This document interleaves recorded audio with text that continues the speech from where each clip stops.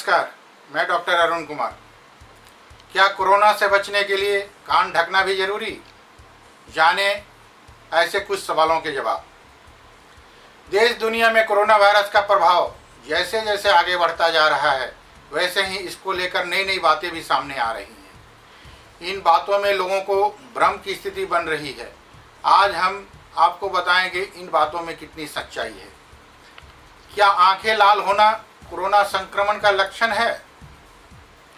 Corona से संक्रमित लोगों में आंखें लाल होने का लक्षण सामने आया है, परंतु ऐसा नहीं है कि जिस व्यक्ति में यह लक्षण दिख रहा हो वो कोरोना पॉजिटिव हो। आंखें लाल या गुलाबी कंजक्टिवाइटिस के कारण भी होती है। अगर आपकी आंखें लाल हो रही है तो घबराने की बिल्कुल भी आवश्यकता नहीं है, परंतु इसके साथ साथ आपको सांस में तकलीफ, तेज बुखार या खांसी जुकाम जैसे लक्षण भी हैं तो तुरंत डॉक्टर से संपर्क करना चाहिए। कोरोना संक्रमण से बचने के लिए क्या कान ढकना जरूरी है? कोरोना वायरस से बचाव के लिए नाक और मुंह को ढकना तो जरूरी है, परंतु अभी तक ऐसा कोई मामला सामने नहीं आया है जिससे कोरोना वायरस के कान से फैलने की पुष्टि हुई हो। इस वायरस का संक्रमण खांसते और छींकते समय नाक तथा मुंह से निकलने वाले ड्रॉपलेट के जरिए फैलता है। इसलिए ज़रूरी ये है कि आप अपना नाक और मुंह को ढक कर रखें। आपको कान ढकने की आवश्यकता नहीं है। हालांकि स्वास्थ्य कर्मियों को खुद को पूरी तरह ढक कर रखना होता है, क्योंकि वो संक्रमित मरीजों के सीधे संपर्क में रहते हैं और उनके साथ काफ़ी लंबे समय तक रहते हैं। एंडेमिक और पेंडेमिक अलग अलग होते हैं। एंडेमिक और पेंडेमिक उन बीमारियों को कहा जाता है जो तेज़ी से फैलकर बहुत से लोगों को अपना शिकार बनाती है।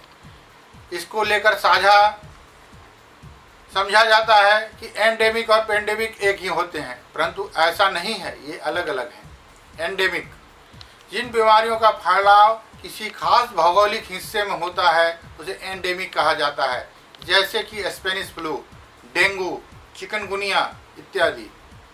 पेंडेमिक ऐसी बीमारियों जिसका फैलाव एक साथ कई देशों में होता है उसे पेंडेमिक कहा जाता है।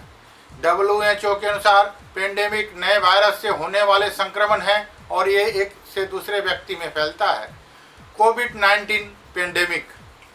कोविड-19 एक व्यक्ति से दूसरे व्यक्ति में बहुत तेज़ी से फैलता है और ये कहीं भी किसी भी व्यक्ति को हो सकता है। इस वायरस का कोई भौगोलिक दायरा नहीं है, ये देश दुनिया में किसी को भी हो सकता है। कोविड-19 को पेंडेमिक कहा गया है। WHO के अनुसार पेंडेमिक का असर अधिक होता है। धन्यवाद। आपका अपना डॉक्टर अरुण कुमार।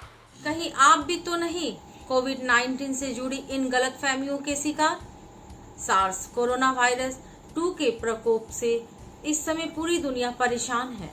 इस वायरस के संक्रमण को कम करने के लिए हर देश अपने ओर से कोई ना कोई कदम उठा रहा है। हालांकि इस खतरनाक वायरस से जुड़ी कुछ गलतफहमियां भी हमारे समाज में तेजी से फैल रही है, जिससे लोगों में दहशत और बढ़ती जा रही है। कोरोना वायरस से जुड़े ऐसे कई मिथ हैं जिनका सच जानना आपके लिए बेहद जरूरी है। तो आइए जानते हैं इन गलतफहमियों के बारे में विस्तार से। मिथ। अधिकांश लोगों के दिमाग में यह बात घर कर गई है कि साबुन से हाथ धोने के बजाय हैंड सैनिटाइजर अधिक प्रभावी है। फैक्ट।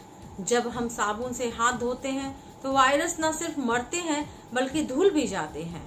यदि आपके हाथों पर डस्ट लगा हो तो हैंड सैनिटाइजर के बदले साबुन का उपयोग करना बढ़िया होता है। मिथ। विटामिन सी लेने से कोरोना का संक्रमण नहीं होता है। फैक्ट।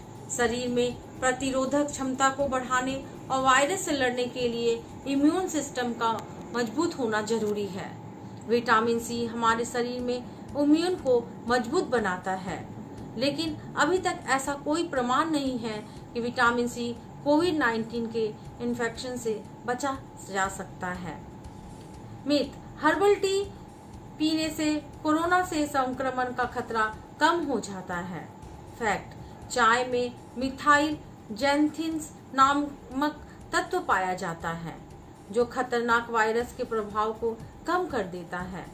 हालांकि कोरोना वायरस के संबंध में अभी तक इस बात की पुष्टि नहीं हो पाई है।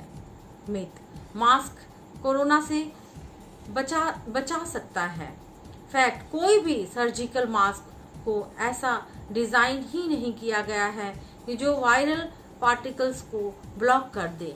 लेकिन संक्रमित व्यक्ति मास्क लगातार वायरस को फैलने से रोक सकता है, क्योंकि कोरोना वायरस से संक्रमित व्यक्ति के छींकने और सांस लेने के दौरान निकलने वाली महीन बूंदों में वायरस होते हैं। मिथ, नॉनवेज खाने से कोरोना के संक्रमण का डर बना रहता है।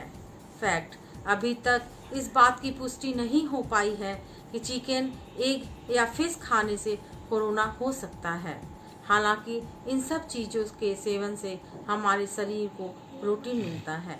मैं ललिता कुमारी, धन्यवाद।